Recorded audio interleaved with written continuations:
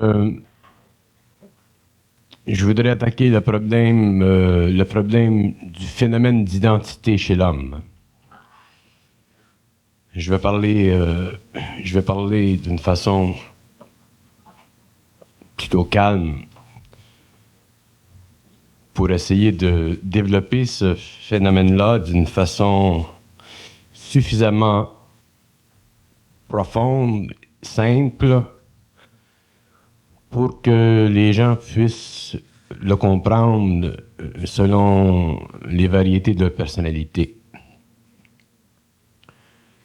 Le phénomène d'identité existe pour tous les hommes de la Terre. C'est un phénomène d'involution.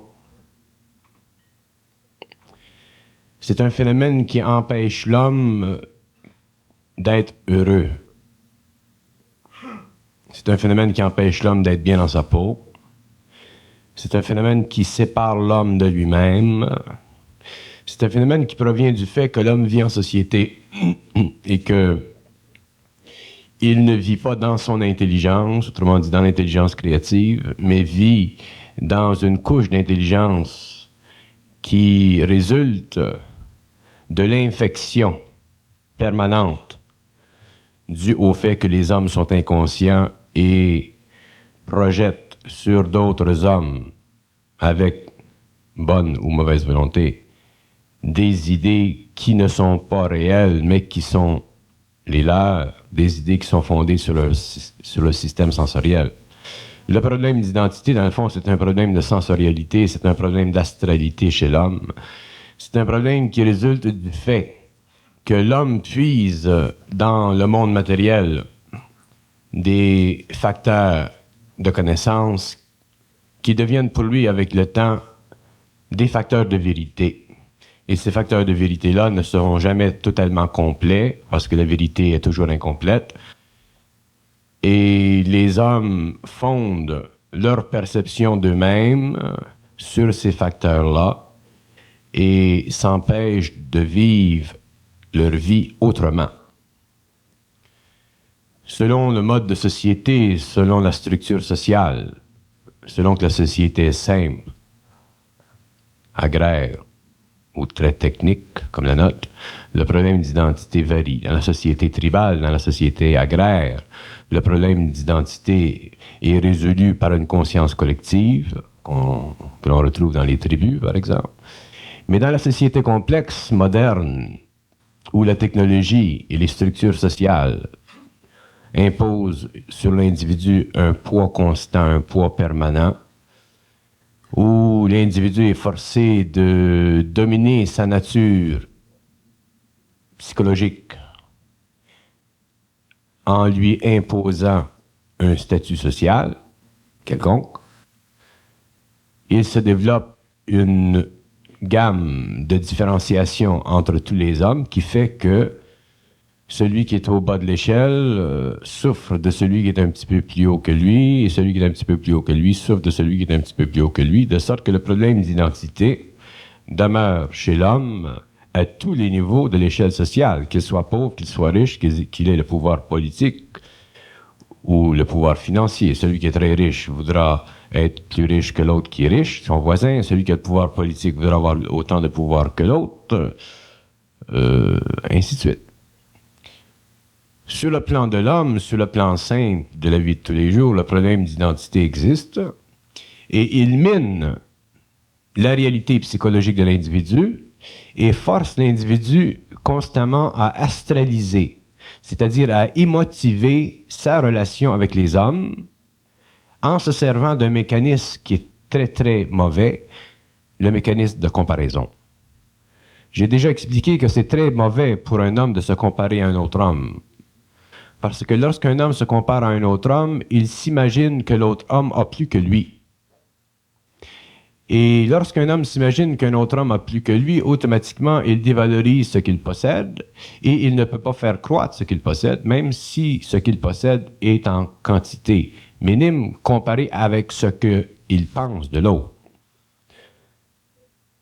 Le problème d'identité, qui est un problème universel qui fait partie de la jeunesse de l'humanité, va s'éclipser lorsque l'humanité va entrer dans la phase de maturité, parce que l'humanité, lorsqu'elle entrera dans la phase de maturité, se servira de son intelligence. L'homme se servira de son intelligence réelle. L'homme sera dans son intelligence réelle, autrement dit dans l'intelligence créative, l'intelligence universelle, l'intelligence cosmique, appelez ça comme vous voulez. Et l'homme, au lieu d'interpréter la nature de sa personnalité selon un mode de perception purement sensoriel, n'interprétera pas sa personnalité ou la nature de sa personnalité, mais la vivra. Et en la vivant, automatiquement ouvrira les valves en lui qui permettront qu'avec le temps, que sa personnalité vienne au service de l'esprit, au lieu d'être au service de l'ego. Lorsque la personnalité de l'homme est au service de l'esprit, à ce moment-là, l'homme n'a plus besoin de s'inquiéter de la valeur de sa personnalité parce qu'à ce moment-là, l'homme est limité par la grandeur de l'esprit. Et lorsque l'homme est limité par la grandeur de l'esprit, il y va de soi, que son intelligence est illimitée en soi, mais limitée en fonction, c'est-à-dire limitée en détermination sur le plan matériel, limitée en détermination en ce qui concerne sa capacité d'être créatif. Tandis que l'homme qui est inconscient, qui vit au niveau du phénomène de l'identité, qui souffre de l'identité, veut toujours dominer par son intelligence et veut toujours que son intelligence soit à la hauteur de ce qu'il croit pouvoir ou devoir être. Mais il ne réalise pas que l'identité qu'il possède, dont l'intelligence est une manifestation, fait partie de son ignorance, fait partie déjà du manque de communication entre le mental inférieur et le mental supérieur, fait partie du manque de connexion entre l'homme planétaire et l'homme cosmique, fait partie de l'absence d'un canal. Lorsque l'homme vit le canal, lorsque l'homme est canal, lorsque l'ego est canal, l'intelligence descend et elle arrose où elle veut le terrain d'expérience de cet homme-là. Et à ce moment-là, l'homme n'a pas de problème d'identité. Le problème d'identité est faussement interprété, surtout dans notre société moderne, par le fait que dans notre société moderne, le problème d'identité est inversement proportionnel à la relation probable qui existe entre un homme et un autre homme. Ce que je veux dire, c'est que lorsqu'un homme rencontre un autre homme, selon les formes qu'il perçoit de cet homme-là, un homme par exemple qui a de l'argent, ou un homme qui a une belle maison, ou un homme qui a une belle femme, ou un homme qui a une belle job, un homme qui rencontre un autre homme, à cause de ses sens, va automatiquement projeter sur le mur de son être une valeur inscrite au nom de cet homme-là, mais une valeur qui n'est pas réelle. Une valeur dont lui ne connaît pas réellement, mais une valeur dont lui s'approprie pour mesurer l'état d'être de cet homme-là, afin de s'assurer un point de référence en relation avec lui. C'est pour ça que souvent on va voir des gens qui, par exemple, dans les banlieues où il y a une certaine richesse, comme à Ville-Mont-Royal, les gens vont aller vivre à Ville-Mont-Royal parce qu'à Ville-Mont-Royal, les gens qui vivent là sont des gens bien, des gens riches. Pas nécessairement des gens bien, mais des gens riches. Et alors, s'il y a des gens riches qui vivent autour de soi, mais effectivement, nous avons la chance d'être interprétés socialement comme étant riches. Alors, le problème d'identité, quand même, demeure chez ces individus-là, même beaucoup plus souvent que l'on peut s'imaginer.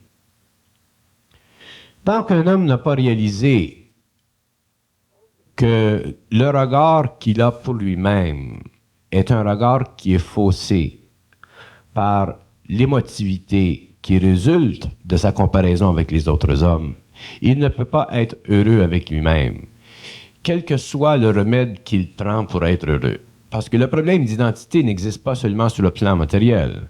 Le problème d'identité existe aussi sur le plan spirituel. Il y a des gens qui se pensent plus spirituels que les autres, qui se pensent plus évolués que les autres ou qui veulent évoluer plus que les autres. Il y a toujours des saints qui sont plus saints que les autres. Et ça aussi, ça fait partie du phénomène d'identité. Et tout ceci, le phénomène d'identité, est toujours rattaché à la conscience astrale de l'homme.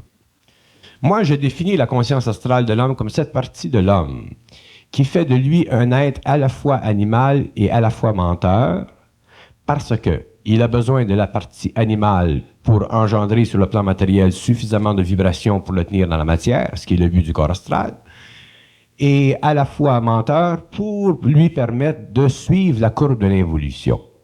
Si l'homme n'était pas à la fois menteur et à la fois animal, il ne pourrait pas être sur le plan matériel. Alors, il doit être à la fois menteur et animal pour pouvoir être sur le plan matériel et aussi pour suivre la courbe de l'évolution qui nécessite que le corps astral se développe et qui nécessite aussi que le corps mental inférieur se développe par le biais du corps astral qui sert de télescope sur la matière pour donner au sens une valeur de la matérialité. C'est par le corps astral que l'on sent. Mais lorsque l'homme se conscientise et qu'il commence à transmuter le corps astral pour construire un corps nouveau, le corps mental supérieur, à ce moment-là, le phénomène d'identité commence à disparaître parce que les valeurs qu'il se donnait auparavant par le biais de son corps astral commencent à diminuer. C'est-à-dire qu'il ne peut plus être intéressé à la vie de la même façon qu'il était avant parce que astralement, il change. Alors, astralement, il change sur le plan matériel et aussi astralement, il change sur le plan spirituel. Autant la matière est une drogue pour l'ego, autant la spiritualité est une drogue pour l'esprit. Et le phénomène d'identité existe dans les deux cas. Et c'est lorsque l'homme se conscientise suffisamment et qu'il commence à fonctionner au niveau du corps mental supérieur qu'il s'aperçoit que dans le corps mental supérieur, il y a simplement un centre de perception. Et ce centre de perception, c'est l'intelligence universelle dans l'homme, qui devient de plus en plus précise au fur et à mesure que ce corps-là se développe. Et au fur et à mesure qu'elle devient précise, qu'elle se précise, cette intelligence, automatiquement le phénomène d'identité, c'est-à-dire le phénomène de coloration de l'ego, se transforme.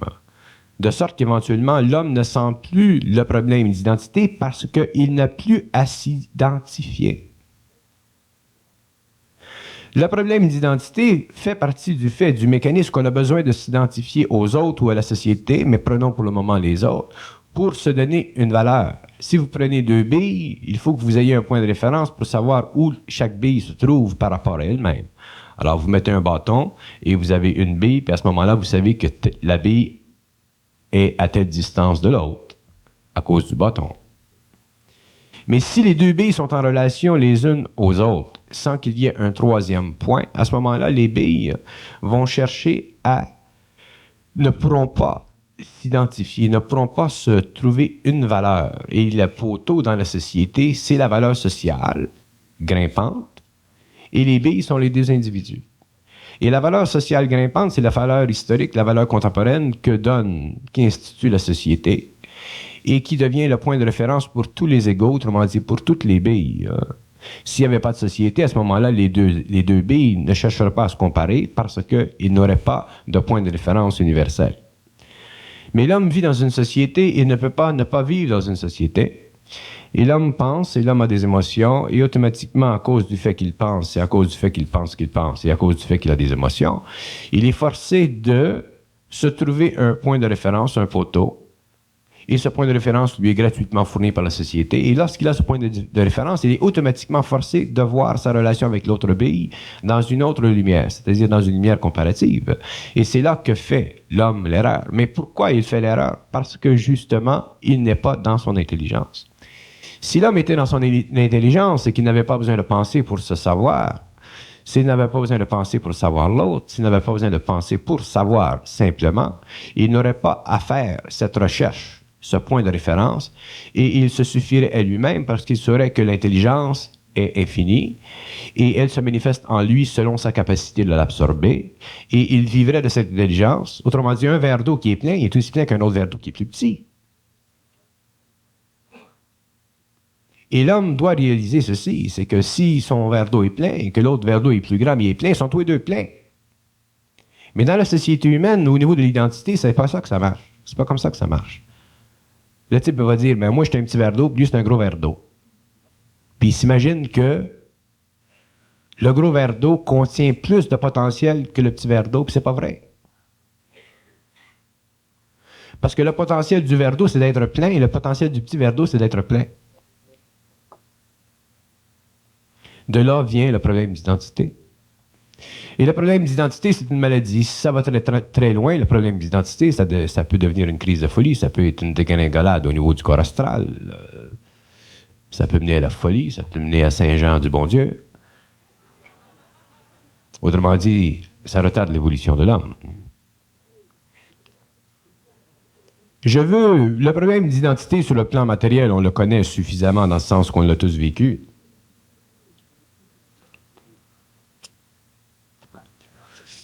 Mais le problème d'identité sur le plan spirituel n'a pas été attaqué encore.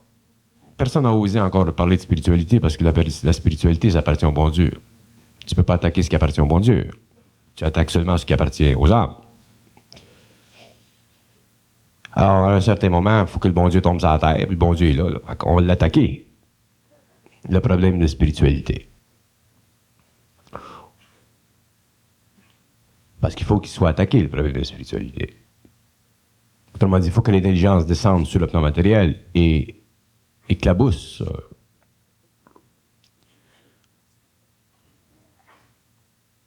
Dans le domaine de l'identité spirituelle,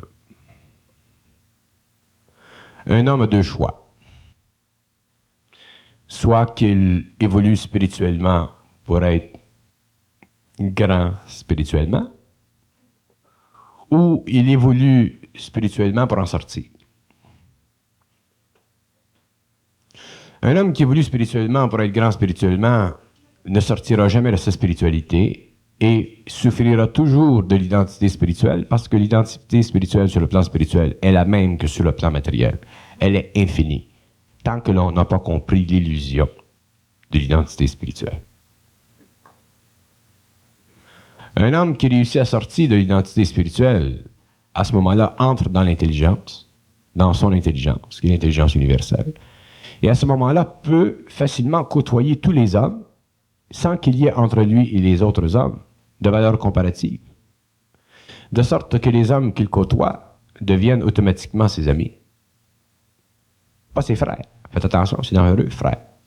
Parce qu'aussitôt qu'un homme devient ton frère, vous êtes lié à lui spirituellement. Ça va loin l'affaire des frères. Tout le monde va être frère. Frère en Jésus-Christ, frère en ci, frère en ça. Quand l'homme sera frère, il n'aura pas besoin de s'appeler frère. Mais tant que l'homme a besoin de s'appeler frère, faites attention. Il y a une dette à payer, puis sa spiritualité.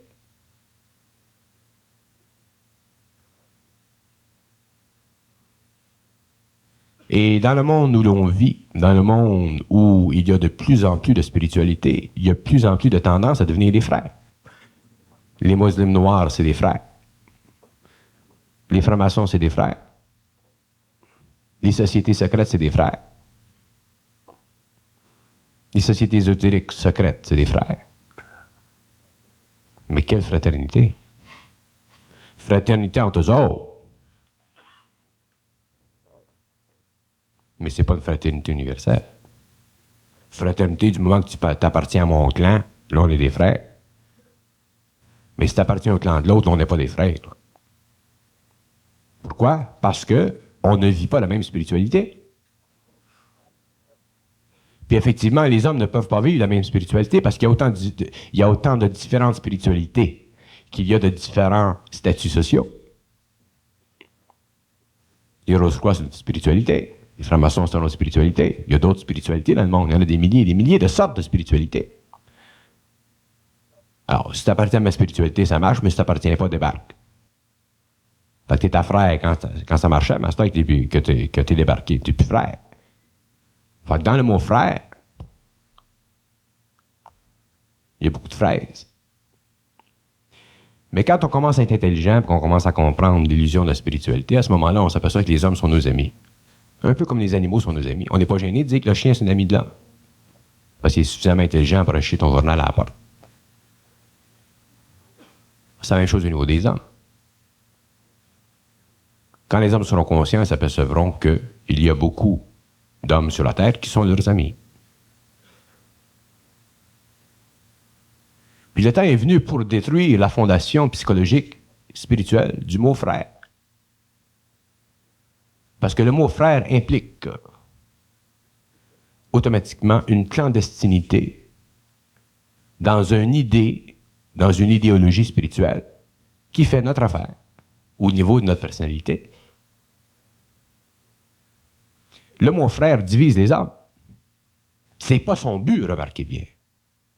Au contraire, son but, c'est de les unifier. Mais si vous regardez le cours de l'histoire, vous verrez que là où le mon frère a été mentionné, il a créé une séparation avec les autres hommes. Moi, si je suis noir, puis un autre noir, on est des brothers. Mais si t'es blanc, you're not my brother. C'est le même phénomène. Ku Klux Klan, c'est la même chose. C'est tous des frères. Mais essaie de rentrer là, tu vas voir que c'est tough. Alors, le mot frère contient une ambivalence psychologique et contient une astralité spirituelle très puissante, d'ailleurs, qui est un des grands paramètres de l'évolution spirituelle du spiritualisme ésotérique, du spiritualisme exotérique et du spiritualisme occulte.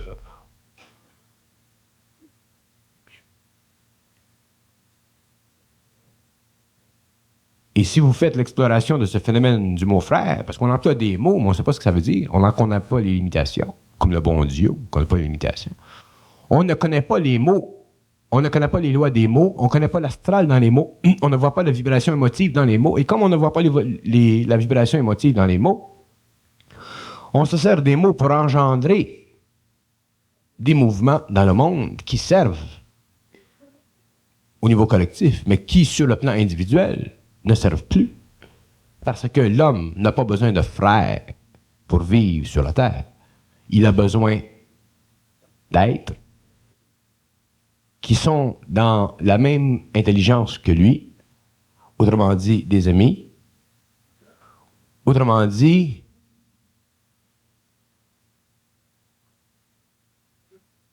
des êtres qui ne peuvent pas être dominés par la forme émotive spirituelle du mot frère. S'il y en a un parmi vous qui vient de voir un jour et nous dit on est des frères, vous êtes mieux d'être bien sûr de votre affaire. Vous êtes mieux d'être bien sûr de votre affaire. Parce que si vous me voyez, vous me dites non, on est des frères, je vais vous mettre sur le spot. Si vous me dites on est des chums, là c'est parent, là ça marche. C'est plus facile. Quand on sera dans les terres, on sera des frères. Là, ça sera une autre dimension dans les terres. Là, c'est une autre paire de manches. T'as pas de choix. T'es obligé d'être un frère parce que t'es tout seul. Dans les terres, les gens sont universellement dans la même lumière. Or, automatiquement, c'est une fraternité. Mais la fraternité sur le plan matériel, jamais, il n'y en aura jamais. C'est impossible. Parce que la fraternité sur le plan matériel divise. Comme toutes les valeurs de l'homme sur le plan matériel divisent. Et on s'aperçoit au fur et à mesure qu'on rentre dans le supramental, on s'aperçoit que tous les mots qu'on considérait avant comme étant des mots de haute valeur, de haute interprétation, que tous les mots cachent quelque chose qui est violable par l'intelligence. Tous les mots sont violables, c'est-à-dire que la forme des mots peut être détruite par l'intelligence. Parce que l'intelligence, c'est absolu. Ça passe. Poup. Fait que si l'intelligence veut faire sauter un mot, elle le fait sauter. Alors, qu'est-ce qui se passe à ce moment-là? Nos petites émotions, notre petite spiritualité, notre petite fraternité, elle tombe à l'eau. Alors, qu'est-ce qui se passe à ce moment-là? L'homme s'individualise. Et le temps est venu pour que les hommes sortent de l'idéologie spirituelle, ou ésotérique ou occulte, de la fraternité, pour entrer dans la réalisation intelligente que lorsque l'homme devient homme, lorsque l'homme transmute son astral vers le mental, ou l'astral est transmuté en mental par les forces de l'âme, automatiquement, il se forme sur la terre une fraternité. Mais ce n'est pas l'homme qui la forme. L'homme ne peut rien faire par lui-même. L'homme fait quand il est conscient. Mais par lui-même, il ne fait rien. Parce que l'intelligence passe dans l'homme. Et c'est important que les gens aujourd'hui commencent à comprendre que le mot frère crée, que quand je parle de mot frère, là, je l'emploie graphiquement, là, mais que le mot frère crée automatiquement une crise d'identité dans l'homme. Parce que le mot frère invite l'homme à cette fraternité. Et comme cette fraternité est inconsciente, parce qu'elle n'est pas universelle, et quand je dis universelle, je veux dire parfaite. Comme cette fraternité n'est pas parfaite, parce que l'homme est encore entre le mental et le supramental, autrement dit ce que j'appelle le surmental, ce que vous êtes, vous autres présentement, le surmental, vous allez vers le supramental. Et comme l'homme n'est pas dans le supramental, automatiquement, cette fraternité universelle, ce mot frère, invoque chez vous la nécessité de développer une identité avec ce mot. Alors, si vous appartenez à une fraternité, vous vous sentez bien, parce que vous êtes dans le même mouvement d'énergie, mais un jour, vous devrez être dans votre propre énergie à vous-même, pas dans l'énergie d'une fraternité, mais dans l'énergie de vous-même. Et lorsque vous serez dans l'énergie de vous-même, il y aura une autre fraternité lorsque vous serez amené à passer les murs de la matière. À ce moment-là, les hommes seront dans la fraternité de la lumière. Les hommes seront les fils de la lumière, où il n'y a pas de catégorisation parce que ces hommes formeront une société monolithique. Mais tant qu'on vit sur le plan matériel, il ne faut pas se leurrer.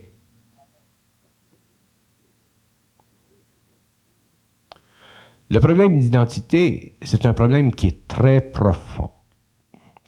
Le problème d'identité, c'est un problème qui est lié à la racine même du facteur existentiel dans la vie de l'homme. Parce que l'homme ne vit pas, il existe. Et le facteur d'identité qui l'aide à exister, c'est celui qui lui permet d'être le plus en harmonie possible avec l'autre ego.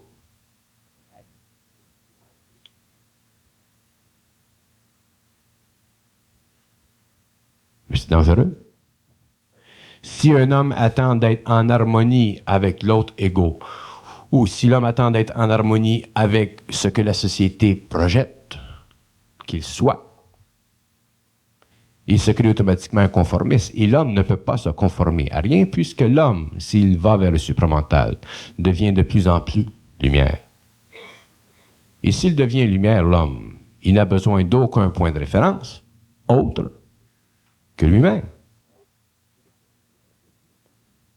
Et si ce lui-même grandit dans cette lumière, automatiquement, le point de référence disparaît de plus en plus, de sorte qu'à un certain moment, l'homme n'a plus de problème d'identité. Il est totalement bien dans sa peau.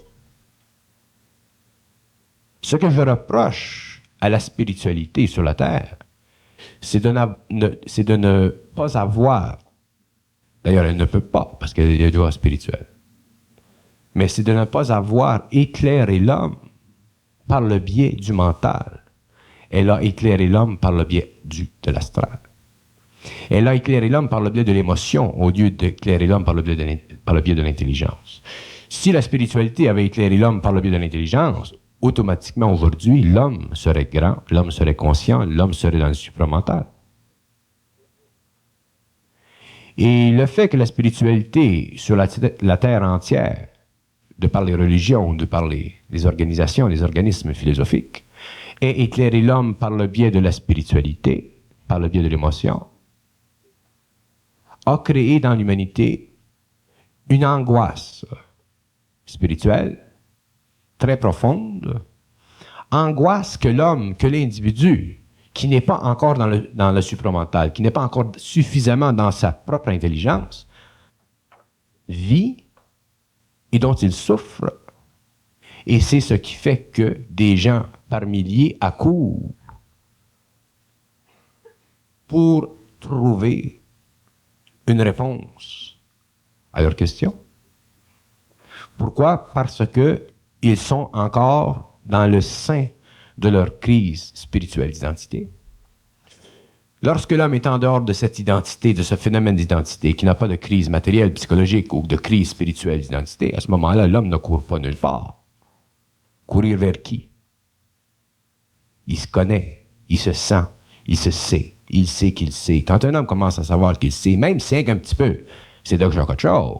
À ce moment-là, l'identité, le phénomène d'identité commence à s'estomper et l'homme commence finalement à respirer l'air libre qui est son propre air. Le problème d'identité affecte l'homme sur le plan de sexualité. À une échelle qui bouleverserait beaucoup de gens. Les gens ont beaucoup plus de problèmes sexuels ou psychosexuels qu'ils s'imaginent. Pourquoi? D'abord parce qu'ils ne connaissent pas les lois de la sexualité, parce qu'ils ne réalisent pas que l'homme, dans le fond, est un arbre sur lequel il y a des nœuds et l'énergie passe par ces nœuds. Elle passe, autant l'énergie va des plans supérieurs, autant elle descend, elle descend, elle descend, elle descend. C'est le mouvement de l'énergie. Mais l'homme entre dans cette situation de vie, étant inconscient des lois de l'énergie, interprète sa sexualité et effectivement, éventuellement, se crée des problèmes psychologiques qui deviennent des problèmes d'identité sexuelle. L'homme vit dans la vie une crise d'identité constante. Et regardez vos vies personnelles et vous verrez que, d'accord, je dois admettre qu'il y en a qui commencent à en sortir là, de cette affaire d'identité-là. Mais retournez un petit peu en arrière, vous allez voir que votre vie était une crise d'identité. Mais pourquoi? Parce que vous croyez tout le monde. C'est simple. Vous croyez tout le monde. Vous avez cru tout le monde pendant des années de temps. Vous avez écouté tout le monde pendant des années de temps. Vous avez écouté les autorités pendant des années de temps. Mais vous vous êtes jamais écouté vous-même. Fait que si tu t'écoutes pas, éventuellement, c'est une crise d'identité. La Fontaine avait raison. Avec son histoire du petit père là, qui se promène avec un âne puis l'enfant. Une fois, il y a quelqu'un qui passe. Puis le père est sur l'âne, il se fait critiquer. Ensuite, l'enfant est sur l'âne, il se fait critiquer. Mais ensuite, les deux marchent, puis l'âne marche seul, puis il se fait critiquer. C'est très juste. L'homme ne peut pas se permettre. L'homme peut se permettre d'écouter l'homme. L'homme peut se permettre d'entendre l'homme. Mais l'homme ne peut pas se permettre de se faire changer en esprit par l'homme.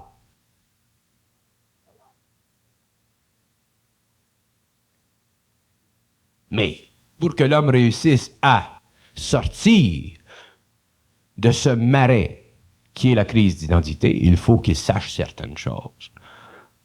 Et la chose qu'il doit connaître, c'est qu'il est intelligent. Que son intelligence soit ajustée, soit pas ajustée, ça marche, ça marche.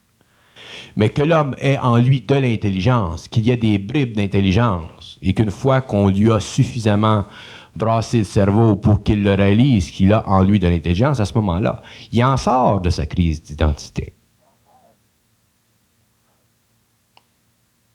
Pourquoi est-ce qu'il y a des pauvres sur la Terre? Pourquoi est-ce qu'il y a des riches? Il y a 5 raisons.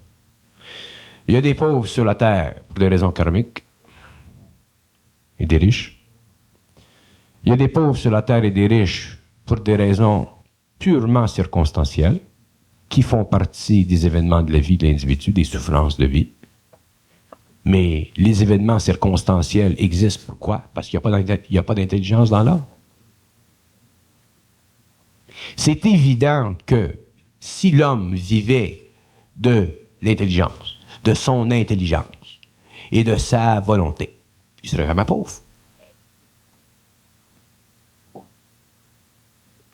Parce que l'intelligence et la volonté universelle, c'est une force créative. Comment tu vas être pauvre quand tu as de l'énergie créative? Tu ne peux pas être pauvre. C'est impossible. Ouais, tu voudrais pas capable. Et la troisième raison pour laquelle il y a de la richesse et de la pauvreté sur la Terre, c'est que sur la Terre, il y a énormément d'angoisse. Le riche, pourquoi il devient riche? Parce qu'il a l'angoisse. Le pauvre, pourquoi il est pauvre? Parce qu'il souffre d'angoisse.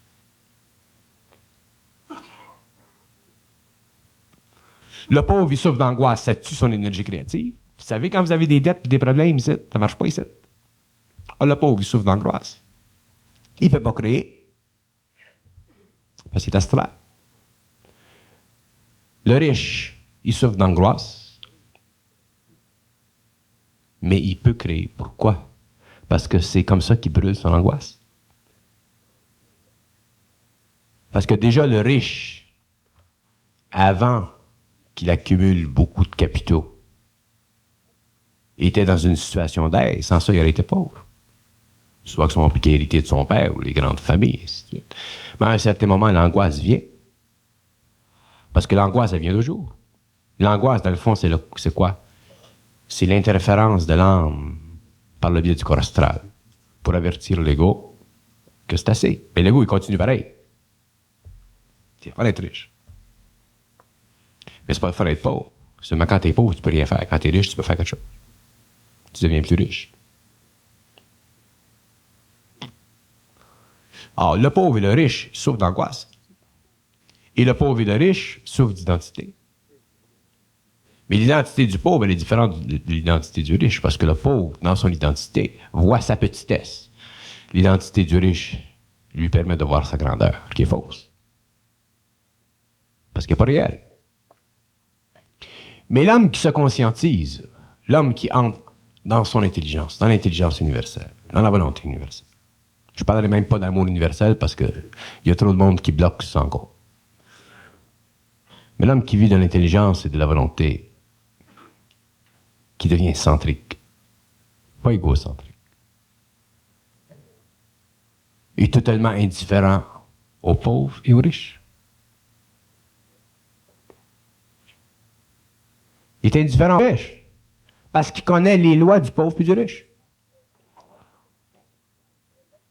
Ça ne veut pas dire qu'il ne va pas aider le pauvre puis qu'il ne va pas aller manger chez le riche. Ça veut dire qu'il est devenu indifférent aux pauvres et aux riches au niveau de la crise d'identité. Parce que la charité, toute émotion crée une crainte. Il n'y a pas une émotion qui ne crée pas une crainte. Si vous faites pas charité, la charité, c'est une émotion qui crée une crainte. La crainte de l'émotion de charité, c'est que si tu ne fais pas charité, tu ne te croiras pas généreux. Tu vas avoir la crainte de ne pas être généreux. Prenez n'importe quelle émotion et vous verrez qu'il y a une crainte au bout de l'émotion. Toute émotion crée une crainte. Le concept du bon Dieu est une émotion, contient une émotion spirituelle qui crée une crainte. Il y a beaucoup de gens aujourd'hui dans le monde, les témoins de Jéhovah, c'est un exemple, qui ont peur de pas aller au ciel. Mais si tu as peur de pas aller au ciel, c'est temps que tu n'iras pas. Ou si tu as peur de pas aller au ciel, tu vas aller au ciel, mais tu n'iras pas au paradis terrestre, autrement dit, tu n'iras pas à l'éther. Les autres veulent aller au ciel, ils vont y aller. C'est l'astral, aussi.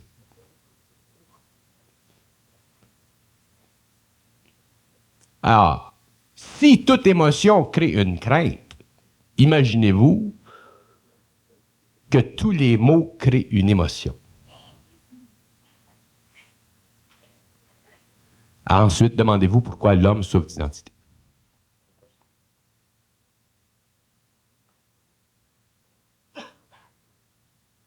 Toute émotion crée une crainte et tous les mots contiennent de l'émotion. 2 puis 2, ça fait quoi? Ça fait 4.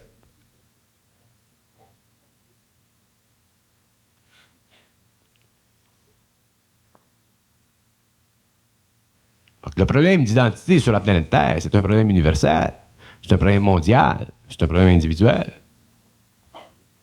Terrible. Parce qu'il fait partie de l'évolution. Le problème d'identité sera détruit dans l'évolution parce que les hommes seront une fois, enfin, dans l'intelligence, dans leur intelligence. Pas dans l'intelligence du voisin, dans leur intelligence, qui coïncidera avec l'intelligence du voisin. Si voisin il y a dans ce temps-là.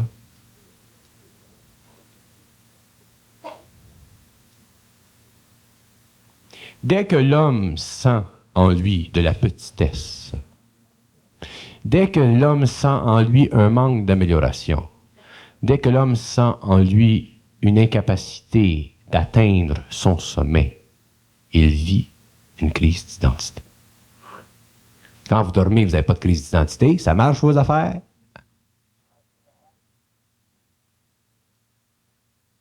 Je vais vous donner un exemple de crise d'identité, ça va loin. Mon père de famille, il a 5 enfants, il a sa femme, il l'aime bien. D'un coup, il se couche un soir et puis il rêve qu'il fait l'amour avec sa belle-sœur. Le lendemain, regardez le visage, puis tu vas voir que son visage a changé. Il y a une petite inquiétude, ça fatigue. Avant, c'était pire que ça, parce qu'avant, on était responsable de nos rêves, imagine-toi chose. Tu étais responsable de tes rêves. Là, aujourd'hui, les gens sont un petit peu plus avertis.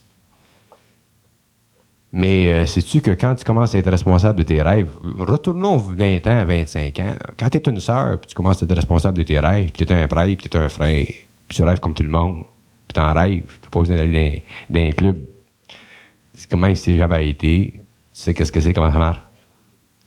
Quand tu te lèves le lendemain, puis tu arrives, tu fais ta messe, tu commences à avoir le corps croche. Problème d'identité.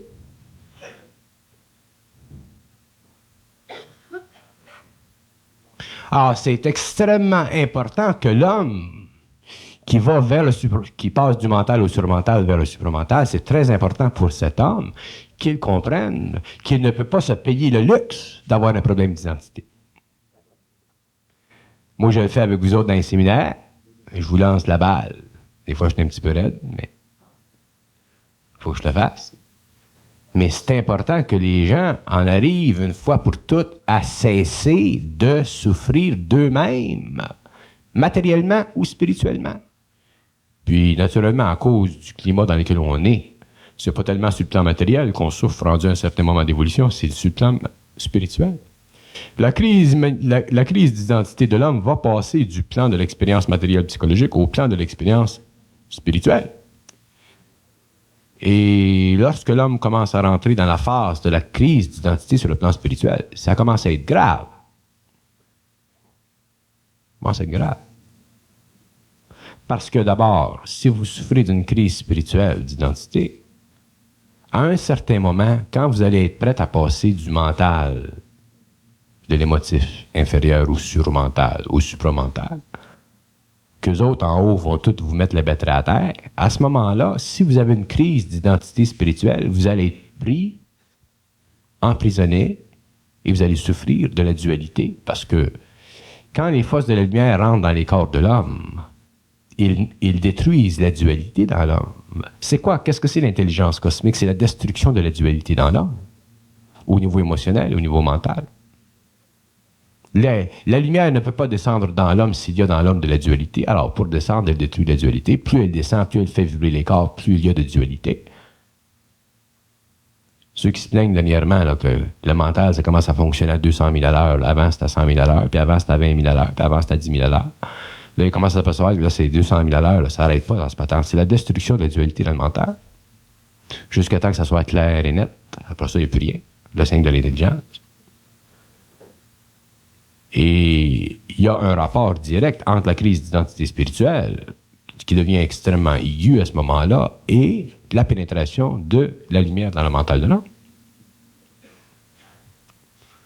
C'est pour ça que je suggère à l'homme de bien comprendre l'importance de commencer à ne pas se voir petit. De commencer à ne pas se douter pour amoindrir cette crise d'identité spirituelle.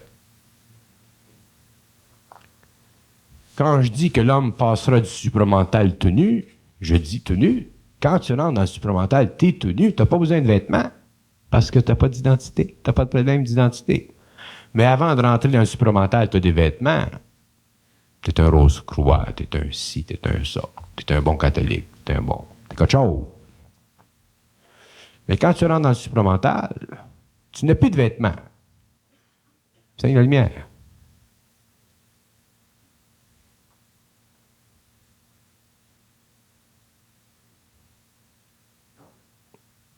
Si on parle du phénomène d'identité, c'est tellement vaste le phénomène d'identité.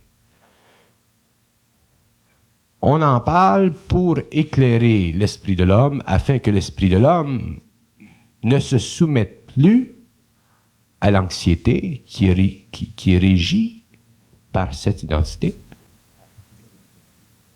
La crise d'identité donne naissance à une anxiété, que ce soit une anxiété psychologique parce que vous êtes inconscient, ou que ce soit une anxiété spirituelle parce que vous vous conscientisez, c'est une anxiété quand même.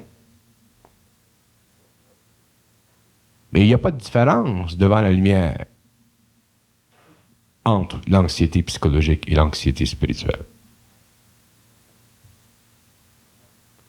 Parce que c'est pas la spiritualité, le mouvement de la spiritualité dans l'homme, c'est essentiel, c'est normal. Le mouvement du mental vers le surmental crée automatiquement un ajustement du corps astral, change sa vibration, élève le mental. Mais c'est une période de transition. Il faut que les gens réalisent que c'est une période de transition. Ce n'est pas final. La spiritualité, c'est pas finalisant. Ça nous a été prêché comme étant finalisant parce que ça faisait partie de l'évolution. Mais on rentre dans l'évolution. Dans l'évolution, tout ce qui a été dit avant, ça ne vaut plus rien. Parce que ça l'a servi avant. Alors, l'homme, lui, avec sa crise d'identité, doit se soumettre à lui-même. À lui-même. Et plus il se soumet à lui-même, plus il vit lui-même, plus il est lui-même, plus il se rend compte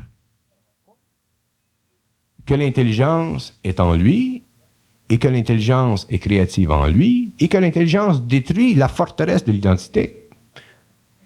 À ce moment-là, l'homme commence à respirer, à être de plus en plus libre, dans le sens qui convient à la nature même de cette définition sur le plan supramental.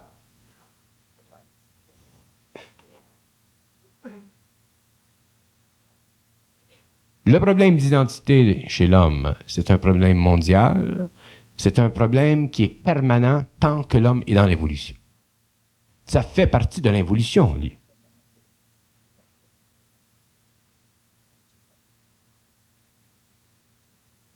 Et c'est terriblement retardataire, parce que ça empêche l'homme de savoir.